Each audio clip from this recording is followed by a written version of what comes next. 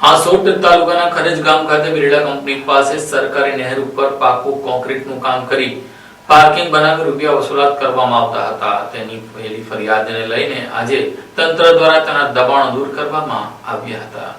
હાસોટ તાલુકાના ખરેજ ગામે આવેલી બિરલા સેલ્યુલોજી કંપની સામે ગેરકાયદેસર બનાવવામાં આવેલા પાર્કિંગ પર તંત્રએ કડક કાર્યવાહી હાથ ધરી છે. કોન્ટ્રાક્ટર દ્વારા નહેર પર કરવામાં આવેલા કોન્ક્રીટના બાંધકામને બુલડોઝર વડે તોડીને દબાણ દૂર કરવામાં આવ્યું છે. પાર્કિંગના કોન્ટ્રાક્ટર રઉફ મોહમ્મદ શેખ દ્વારા સિંચાઈ વિભાગની ખરચ માઇનોર કેનાલ પર ગુડ્સ વાહનો ઉભા રાખવા માટે કોન્ક્રીટનો સ્લેબ બનાવી દેવામાં આવ્યો હતો. આ ઉપરાંત સરકારી જમીન પર પણ વાહનો ઉભા રાખી પાર્કિંગ ફી વસૂલાતી હોવાના આક્ષેપો સામે આવ્યા હતા. કાર્યવાહી દરમિયાન કાયદો અને વ્યવસ્થા જળવાઈ રહે તે માટે પોલીસ બંદોબસ્ત પણ ગોઠવાયો હતો. માહિતી મુજબ વર્ષ 2018થી આ દબાણ કરવામાં આવ્યું હતું, જેમાં સિંચાઈ વિભાગની કેનાલ પર જ સ્લેબ ઉભો કરી દેવાયો હતો. સિંચાઈ વિભાગના અધિકારીઓએ જણાવ્યું કે હવે દબાણ દૂર થતા ખેડૂતોને સમયસર અને સરળતાથી સિંચાઈનું પાણી પહોંચાડવા માટે યોગ્ય આયોજન શક્ય બનશે. સ્થાનિક લોકોએ તંત્રની કાર્યવાહી અંગે સંતોષ વ્યક્ત કર્યો. સાથે ભવિષ્યમાં સરકારી જમીન પર આવા દબાણો ન થાય તે માટે કડક દેખરેખ રાખવાની પણ માંગ ઉઠી રહી છે.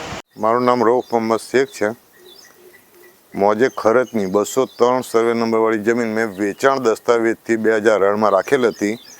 52 ગુંઠા જગ્યા મેં વેચાણ રાખેલ હતી. નવી શરતની જમીન હતી.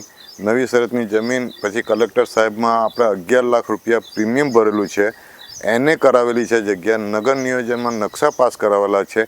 DALR તરફથી મને માપણી કરી આપેલી જગ્યા છે અને DALRની માપણી પ્રમાણે મેં ત્યાં બાંધકામ કરેલું છે.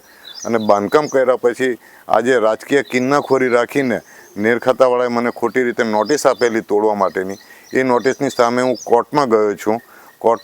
કોર્ટમાં નેર ખાતાવાળા કોઈ હાજર રહેતા નથી અને કોર્ટમાંથી અત્યારે શનિવારે એ લોકોએ અર્જન્ટ સુનાવણીની નોટિસ રાખી તો પણ એ લોકો આવ્યા નથી અને ખોટી રીતે અમને નુકસાન કરી, અમારા ધંધા રોજગારને નુકસાન કરીને આ લોકો તોડવાની કોશિશ કરી રહેલા છે. અને જો એ તોડે તો મને મોટામાં મોટું આર્થિક નુકસાન થાય એવું છે. અને આ જગ્યા મેં બિરલા કંપની જોડે ભાડા કરાર કરેલો છે અને બિરલા કંપનીની પાર્કિંગના વાહનો ત્યાં ઊભા રહે છે એટલે કંપનીને પણ નુકસાન થાય એમ છે અને મને પણ આર્થિક રીતે નુકસાન થાય એમ છે. અને જો એ જે રીતના તોડતા છે અને જે રીતના દબાણ બતાવતા છે એ રીતે જો દબાણ બતાવે તો મારી 52 ગુંઠા જગ્યા 40 ગુંઠા જગ્યા થઈ જાય છે.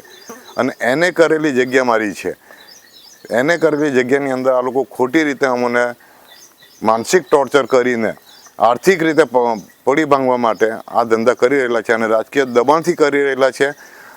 નેર ખાતાના અધિકારીને મેં રૂબરૂ રજૂઆત કરવાથી નેર ખાતાના અધિકારીએ મને કીધું છે કે અમારી ઉપર પુષ્કળ દબાણ છે અને દબાણને કારણે અમારે કરવું પડે એવું છે અને કરવું જ પડશે એવું નેર ખાતાના અધિકારીએ પણ મને કીધું છે.